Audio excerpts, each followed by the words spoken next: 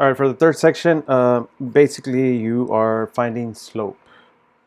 Um, most of the questions are will either ask you, you know, for it'll give you 2 points, and it'll ask you for the slope, and then it might be horizontal, it might be vertical.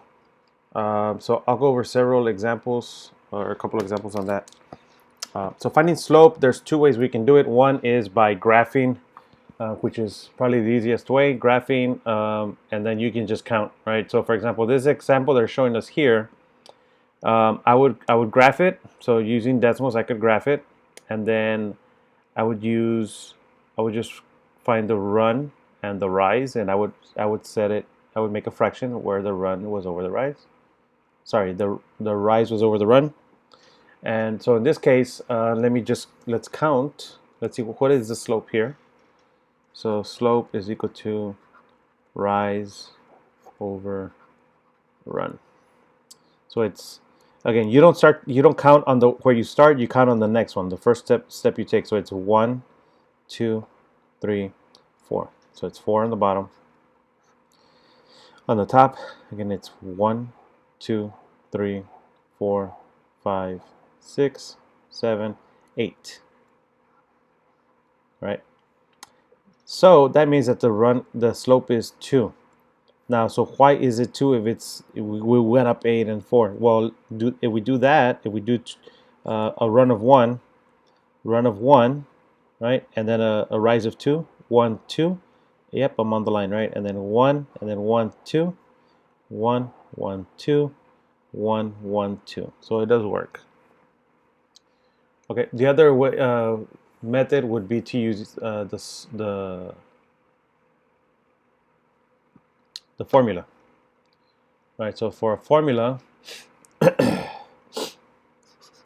m is equal to y2 minus y1 over x2 minus x1. And so, for example, on that question, or that example that we just saw, this point is negative 1, 1. Negative 1, 1. And the other point is 3, 9.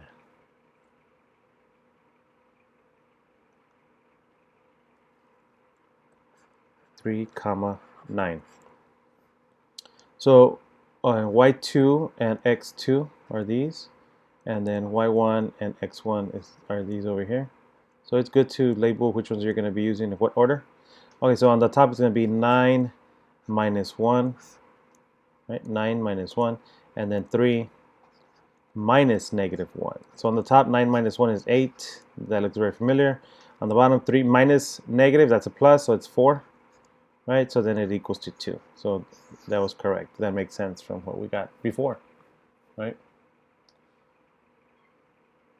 Right. So then you would do, that's basically what you would do to find slope. Now, there are some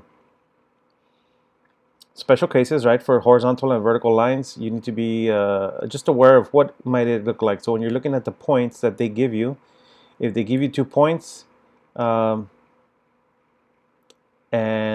the first value is the same. So if the x is the same, so let's say it's 5 comma 3, and then the other point is 5 comma let's see 2. What does that mean? Is that going to be a horizontal line or a vertical line? Well, what isn't changing? The x is not changing, right? So if the x is not changing, that means you're at 5, 5, 3, and then 5, 2. That's one right above the other. So that's a vertical line. So this would be a vertical line, right? And the slope is undefined. So that is vertical, right? Now for the horizontal, the y would not change. So if you saw something like this and it was a 8 comma negative 2 and 7 comma negative 2. So if the y value is the one that's not changing, then that's horizontal.